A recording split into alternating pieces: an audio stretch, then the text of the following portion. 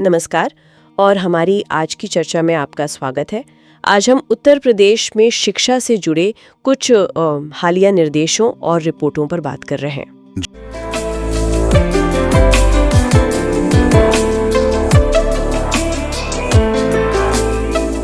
Court के फैसलों के संदर्भ भी हैं और शिक्षक संघों की प्रतिक्रियाएं भी। बिल्कुल, और इनके जरिए हम दो मुख्य चीजों को समझने की कोशिश करेंगे। पहला तो ये कि जो सरकारी स्कूल हैं, मतलब परिषदीय स्कूल, उनमें प्रधानाध्यापकों के पद खाली हैं, तो उन्हें फिलहाल कैसे भरा जा रहा है। और दूसरा कि कैसे राज्य की जो टेक्निकल एजुकेशन है उसको इंडस्ट्री की जरूरतों से और प्रदेश के बड़े आर्थिक लक्ष्यों से जोड़ने की कोशिश हो रही है। हाँ, और कोशिश यही रहेगी कि इन स्रोतों के आधार पर समझें कि इन बदलावों के पीछे क्या वजह है, इनके क्या नतीजे हो सकते हैं और पूरा जो शिक्षा का सिस्टम है उस पर क्या असर पड़ेगा। चलिए फिर शुरू करते हैं। तो पहला मुद्दा, स्कूलों में हेडमास्टर के खाली पद।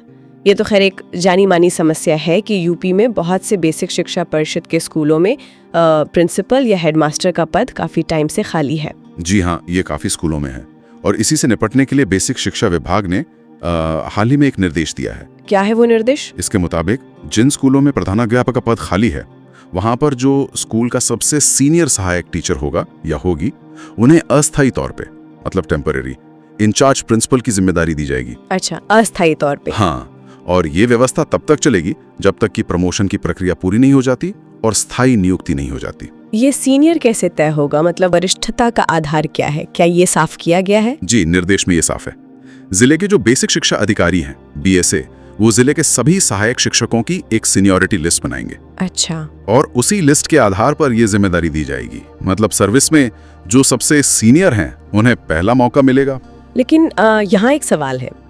मान लीजिए कोई टीचर सीनियर तो हैं, पढ़ाने में भी अच्छे हैं, पर शायद वो ये एडमिनिस्ट्रेटिव काम नहीं करना चाहते। इंचार्ज बनने में हिचक हो सकती है ना? बिल्कुल हो सकती है। आपका सवाल वाजिब है और निर्देश में इसका ध्यान रखा गया है। कैसे? अगर लिस्ट में जो सबसे सीनियर टीचर हैं वो लिखित में, मतलब लिखकर दे देते हैं कि उन्हें ये जिम्मेदारी नहीं लेनी है, तो फिर उनसे जो अगले सीनियर टीचर होंगे क्रम में, उनको ये दायित्व सौंपा जाएगा। अच्छा, ये ऑप्शन है। जी। लेकिन आपका जो पहला सवाल था कि क्या सिर्फ सीनियरिटी ही लीडरशिप का सही पैमाना है, वो एक अलग बहस का मुद्दा है। फिलहाल तो व्यवस्था चलाने के लिए यही आधार है। ठीक है। और ये नियम क्या सभी स्कूलों पर लागू होगा या कोई क्राइटेरिया है? मैं सभी पर नहीं, ये नियम खास तौर पर उन स्कूलों के लिए है जो RTE एक्ट के मानकों के तहत आते हैं, लेकिन जहां बच्चों की संख्या एक तय सीमा से कम है। जैसे क्लास 1 से 5 तक के स्कूल जहां 150 से कम बच्चे हैं, और क्लास 6 से 8 तक के स्कूल जहां 100 से कम बच्चे हैं। मतलब छोटे स्कूल कह सकते हैं एक तरह से। बड़े स्कूलों के नियम अलग हो सकते हैं। समझ गई। तो व्यवस्था तो बन गई, लेकिन अब आते हैं उस पॉइंट पर जो शायद सबसे ज्यादा चर्चा में है या चिंता पैदा कर सकता है। क्या ये सच है कि इस एक्स्ट्रा जिम्मेदारी के लिए इन टीचर्स को कोई एक्स्ट्रा पैसा नहीं मिलेगा? जी हाँ, ये बात बिल्कुल साफ लिखी है निर्देश में। जो भी सीनियर टीचर प्रभारी प्रधानाध्यापक का काम करेंगे उन्हें इसके लिए कोई भी अतिरिक्त मानदेय या भत्ता नहीं दिया जाएगा। कोई एक्स्ट्रा पेमेंट नहीं।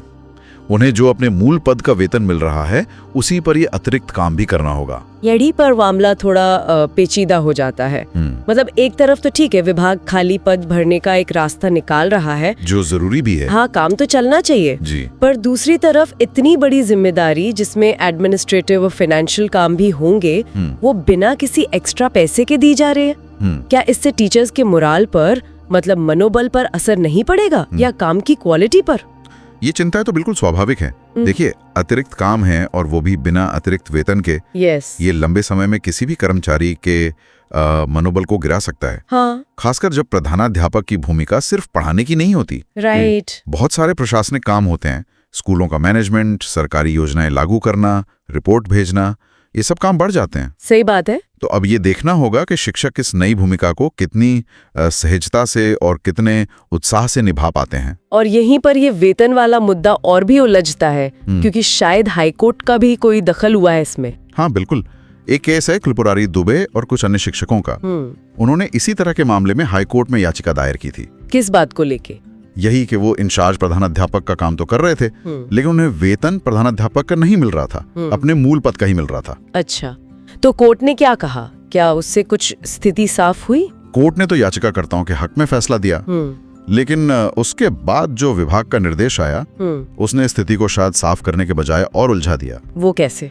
बेसिक शिक्षा विभाग ने निर्देश जारी किया कि हाईकोर्ट के आदेश का पालन करते हुए सिर्फ उन्हीं इंचार्ज प्रधानाध्यापकों को प्रधानाध्यापक पद का वेतन दिया जाएगा जिन्होंने याचिका दायर की थी। क्या सिर्फ जिन्होंने केस किया था उनको? मतलब अगर दो टीचर बिल्कुल एक जैसा काम कर रहे हैं, एक ही जिम्मेदारी निभा रहे हैं, पर एक ने कोर्ट में केस किया और दूसरे ने नहीं, तो एक को ज्यादा सैलरी मिलेगी और दूसरे को कम। जी हाँ, निर्देश तो यही कहता है। ये तो मतलब समान काम समान वेतन वाला जो सिद्धांत है उसके बिल्कुल खिलाफ लग रहा है। निश्चित रूप से, और यही बात अब शिक्षक संघ भी उठा रहे हैं। हाँ, उनका क्या कहना है? जैसे उत्तर प्रदेश प्राथमिक शिक्षक संघ के उपाध्यक्ष हैं निर्भय सिंह, उनका कहना है कि ये तो न्याय संगत नहीं है।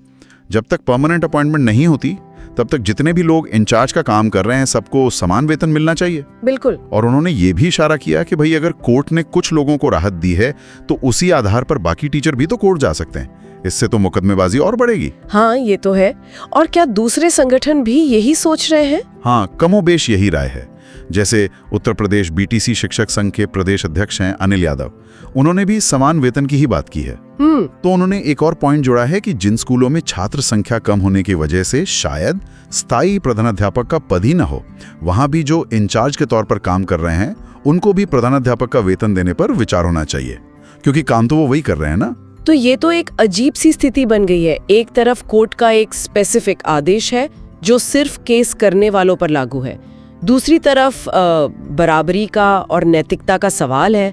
प्रशासन क्या करेगा अब? हाँ, ये एक तरह की पॉलिसी पैरालिसिस जैसी स्थिति है। ये दिखाता है कि कैसे कोर्ट के फैसले कभी कभी बड़े नीतिगत सवाल खड़े कर देते हैं जिनका जवाब देना सिस्टम के लिए मुश्किल हो जाता है। क्या सरकार सबको बढ़ावा वेतन देगी? उसका तो फाइनेंशियल बोझ पड़ेगा। हाँ, वो एक बड़ा सवाल है। या फिर वो मौजूदा स्थिति बनाए रखेगी जिससे फिर शिक्षकों में असंतोष बढ़ेगा और मुकदमे बढ़ेंगे। ये एक बड़ा सवाल है जिसका जवाब अभी मिलना बाकी है। बिल्कुल। तो ये तो हुई प्राइमरी और मिडिल स्कूलों की, मतलब बेसिक शिक्षा की प्रशासनिक और वेतन से जुड़ी उलझनों की बात। अब थोड़ा गैर बदलते हैं और हायर एजुकेशन, खासकर टेक्निकल एजुकेशन की तरफ चलते हैं। वहाँ भी कुछ बड़े बदलावों की सुगबुगाहट है। हाँ, बिल्कुल। और ये बदलाव जो है वो राज्य सरकार की एक बहुत बड़ी महत्वाकांक्षा से जुड़े हैं। कौन सी महत्वाकांक्षा? उत्तर प्रदेश को $1 ट्रिलियन की अर्थव्यवस्था बनाने का लक्ष्य, ये सरकार का एक घोषित लक्ष्य है। और इस बड़े लक्ष्य को पाने के लिए टेक्निकल एजुकेशन को एक बहुत महत्वपूर्ण टूल, एक औजार माना जा रहा है। अच्छा, तो इसी सिलसिले में प्रदेश के जो प्राविधिक शिक्षा मंत्री हैं आशीष पटेल और अपर मुख्य सचिव पार्थ सारथी सेन शर्मा, उनकी तरफ से कुछ दिशा निर्देश आए हैं। जी। इनका मेन फोकस क्या है? इनका जो कोर फोकस है वो है टेक्निकल एजुकेशन को सीधा सीधा इंडस्ट्री की जरूरतों से जोड़ना। मतलब ये कि जो पॉलिटेक्निक हैं, इंजीनियरिंग कॉलेज हैं, वो सिर्फ डिग्री ना बांटें बल्कि ऐसे ग्रेजुएट तैयार करें जो इंडस्ट्री रेडी हों, जिनके पास वो स्किल्स हों जिनकी मार्केट में वाकई का डिमांड है। तो फोकस है क्वालिटी एजुकेशन, रोजगार परक ट्रेनिंग और इंडस्ट्री के साथ लिंक। हाँ, बिल्कुल, यही मूल मंत्र लगता है इन निर्देशों का। ये सुनने में तो बहुत अच्छा लगता है, पर ये लक्ष्य तो शायद पहले भी रहा होगा। इस बार कुछ नया है क्या? कोई ठोस कदम उठाए जा रहे हैं? हाँ, इस बार कुछ खास चीजों पे ज्यादा जोर है, जैसे स्टार्टअप्स पर, इनोवेशन पर, यानी नई सोच, नए आविष्कार, रिसर्च पर और स्किल डेवलपमेंट पर।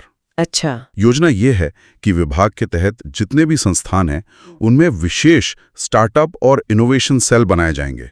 स्टार्टअप और इनोवेशन सेल? हाँ। ये क्या करेंगे? ये सिर्फ नाम के लिए होंगे या इनसे सच में कुछ फर्क पड़ेगा? देखिए, उद्देश्य तो ये है कि ये सिर्फ नामचय ना हो। इनका काम होगा स्टूडेंट्स को पढ़ाई के साथ साथ इंडस्ट्री की जो बदलती जरूरतें हैं उनके हिसाब से नए स्किल्स सीखने में मदद करना, उन्हें नए आइडिया सोचने, उन पर काम करने, प्रोटोटाइप बनाने और अगर संभव हो तो अपना खुद का स्टार्टअप शुरू करने के लिए मोटिवेट करना और सपोर्ट करना। मतलब कोशिश ये है कि युवा नौकरी मांगने वाले ना बने, नौकरी देने वाले बने, आत्मनिर्भर। जी बिल्कुल, यही सोच है। लेकिन यहाँ एक बड़ी चुनौती भी तो होगी। इंडस्ट्री की जरूरतें तो बहुत तेजी से बदलती हैं, खासकर टेक्नोलॉजी के फील्ड में। क्या हमारे सरकारी या एडेड टेक्निकल इंस्टीट्यूट उतनी तेजी से खुद को बदल पाएंगे? मतलब अपना सिलेबस, अपनी फैकल्टी की ट्रेनिंग, अपनी लैब्स। ये सबसे बड़ा और सबसे अहम सवाल है। ये कोशिश बहुत इंटरेस्टिंग है कि एजुकेशन पॉलिसी को सीधे इकोनॉमिक लक्ष्यों से जोड़ा जा रहा है, लेकिन इसकी सफलता इसी बात पर टिकी है कि इसका इम्प्लीमेंटेशन कितना असरदार होता है। हाँ, क्या ये इनोवेशन सेल सिर्फ एक खाना पूर्ति बनते हैं जाएंगे या सच में इनोवेशन के हब बनेंगे? क्या सिलेबस इंडस्ट्री के साथ मिलकर डिजाइन होगा? क्या टीचर्स को भी इंडस्ट्री के हिसाब से लगातार ट्रेनिंग मिलेगी? सही। ये वो सवाल हैं जिनके जवाब हमें आने वाले समय में ही मिलेंगे। सिर्फ सेल बना देना काफी नहीं है, उन्हें वाइब्रेंट और इफेक्टिव बनाना असली चुनौती है। और क्या इस बात पर भी ध्यान दिया जा रहा है कि ये जो पहले हैं ये सिर्फ बड़े शहरों या टॉप के इंस्टीट्यूट्स तक ही सीमित न रह जाए, छोटे शहरों कस्बों के पॉलिटेक्निक तक भी इनका फायदा पहुंचे? देखिए, निर्देशों में तो आमतौर पर ब्रॉड बात की जाती है, लेकिन अक्सर होता यह है कि ऐसी योजनाओं का लाभ पहले बड़े और बेहतर रिसोर्स वाले संस्थानों को ही मिल पाता है। हाँ, ये तो होता है। तो ये सुनिश्चित करना भी एक चुनौती होगी कि इनका फायदा बराबरी से फैले और प्रदेश के हर कोने से जो टैलेंट है उसे उभरने का मौका मिले। ये देखना होगा कि इन सेलों के लिए रिसोर्स कैसे दिए जाते हैं और उनकी मॉनिटरिंग कैसे होती है। ठीक है, तो आज हमने उत्तर प्रदेश में शिक्षा क्षेत्र के 2 काफी महत्वपूर्ण पहलुओं पर विस्तार से बात की। जी। चलिए, जो मुख्य बातें रहीं उन्हें एक बार फिर से संक्षेप में देख लेते हैं। जी, हमने पहले देखा कि बेसिक स्कूलों में प्रिंसिपल के खाली पदों को भरने के लिए एक टेम्परेरी व्यवस्था की गई है। हाँ, जिसमें सबसे सीनियर टीचर को इंचार्ज बनाया जा रहा है, पर बिना किसी एक्स्ट्रा पेमेंट के। जी, और इस पर शिक्षकों के मनोबल और काम की क्वालिटी को देखकर सवाल उठ रहे हैं। फिर हमने वेतन से जुड़े विवाद पर बात की, जहां हाई कोर्ट के एक आदेश ने सिर्फ याचिकाकर्ताओं को राहत दी है। हाँ, जिससे समान काम समान वेतन का मुद्दा फिर से गर्म हो गया है और शिक्षक संघ सभी प्रभावित शिक्षकों के लिए बराबर वेतन मांग रहे हैं।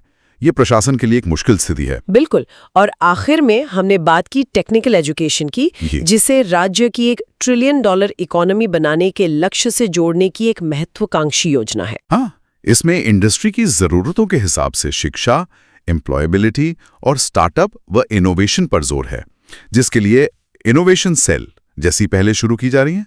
लेकिन इसके लागू होने में अपनी चुनौतियां हैं, जैसा हमने डिस्कस किया। बिल्कुल। ये सारे बदलाव इसलिए महत्वपूर्ण है क्योंकि ये न सिर्फ स्कूलों और कॉलेजों के रोजमर्रा के काम को प्रभावित करेंगे, बल्कि लंबे समय में प्रदेश के युवाओं की शिक्षा की क्वालिटी और उनके भविष्य के रोजगार के मौकों पर भी गहरा असर डाल सकते हैं। हाँ, ये दिखाता है कि एजुकेशन सेक्टर में पॉलिसीज स्टैटिक नहीं है।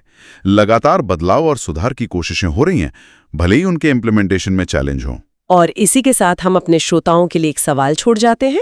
हमने 2 अलग-अलग लेवल पर बदलाव देखे, एक बेसिक शिक्षा में जो एक तात्कालिक समस्या का हल जैसा लगता है, दूसरा तकनीकी शिक्षा में जो एक दूरगामी आर्थिक लक्ष्य से जुड़ा है। क्या इन दोनों के बीच कोई संतुलन साधना जरूरी है? मतलब क्या हम रोजमर्रा की जो प्रशासनिक चुनौतियां हैं, जैसे खाली पद भरना, वेतन की समस्या सुलझाना, इन्हें असरदार ढंग से हल किए बिना हायर एजुकेशन में इतने बड़े महत्वाकांक्षी लक्ष्य जैसे इनोवेशन हब बनाना, क्या इन्हें सफलतापूर्वक हासिल कर सकते हैं? या फिर व्यवस्था के हर स्तर पर सुधार एक साथ चलना जरूरी है? क्या नींव को मजबूत किए बिना एक मजबूत इमारत खड़ी की जा सकती है? बिल्कुल, ये सोचने वाली बात है। इसी विचार के साथ आज की ये चर्चा यहीं समाप्त करते हैं।